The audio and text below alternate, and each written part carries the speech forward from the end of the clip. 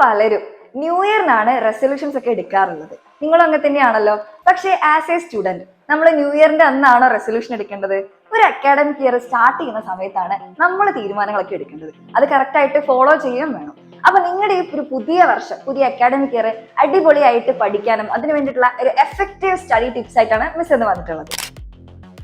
Tip number 1, choose your own time and place to study.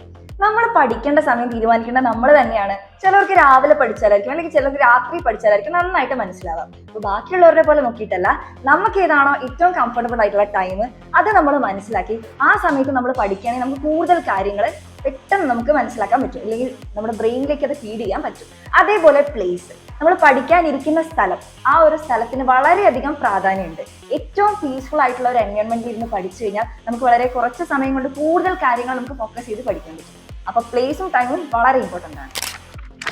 Tip number 2, do your tough subjects first. നിങ്ങൾക്ക് ഏറ്റവും ബുദ്ധിമുട്ടുള്ള subject നിങ്ങൾ ആദ്യം പഠിക്കാം.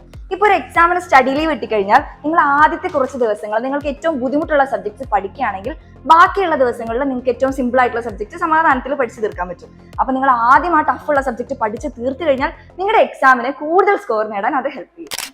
Tip number 3, make A study group with friends. നമ്മൾ ഇതുപോലെ study group ഒക്കെ create ചെയ്തിട്ട് കമ്പൈൻ സ്റ്റഡി ഒക്കെ നടത്തുകയാണെങ്കിൽ അത് എഫക്റ്റീവ് ആയിട്ടുള്ള പഠനത്തിന് സഹായിക്കും. ഇവിടെ വെച്ച് തന്നെ നിങ്ങളുടെ ഡൗട്ട്സ് ഒക്കെ കൂടുതൽ ക്ലിയർ ചെയ്യാനും നിങ്ങൾ എൻജോയ് ചെയ്ത് നിങ്ങളുടെ ഫ്രണ്ട്സിന്റെ കൂടെ പഠിക്കാനൊക്കെ ഈ ഒരു സ്റ്റഡി ഗ്രൂപ്പ് നിങ്ങളെ ഹെൽപ്പ് ചെയ്യും. Tip number 4, take short breaks while study. നമ്മളിങ്ങനെ കണ്ടിന്യൂസ് ആയിട്ട് കുറേ നേരം പഠിച്ചുകൊണ്ടിരുന്നു കഴിഞ്ഞാൽ നമ്മൾ ആ പഠിക്കുന്ന സബ്ജക്റ്റിനോട് നമുക്കൊരു മടുപ്പ് തോന്നും. ഒരു ഹാഫ് ആൻ അവർ അല്ലെങ്കിൽ ഒരു 40 മിനിറ്റ്സിൽ കൂടുതൽ നമുക്ക് ഒരു സബ്ജക്റ്റിൽ ഇങ്ങനെ കോൺസെൻട്രേറ്റ് ചെയ്ത് പഠിക്കാൻ പറ്റില്ല. അപ്പോൾ നമ്മൾ എന്ത് ചെയ്യണം? നമുക്ക് ആ മടുപ്പ് തോന്നാതിരിക്കാൻ വേണ്ടി ഇടയ്ക്കിടയ്ക്ക് ഷോർട്ട് ബ്രേക്സ് എടുക്കാം. നേരത്തെ കണ്ടിന്യൂസ് ബ്രേക്ക് എടുത്ത് പഠിത്തം നിർത്തി പോകാനല്ല പറയുന്നത്. ഷോർട്ട് ബ്രേക്സ് എടുത്തു കഴിഞ്ഞാൽ നമുക്ക് സബ്ജക്റ്റ് മടുപ്പ് കൂടാതെ പഠിക്കാനും ആ സബ്ജക്റ്റിനോട് ഒരു ഹേറ്റ് വരാതിരിക്കാനും അത് നമ്മളെ ഹെൽപ്പ് ചെയ്യും.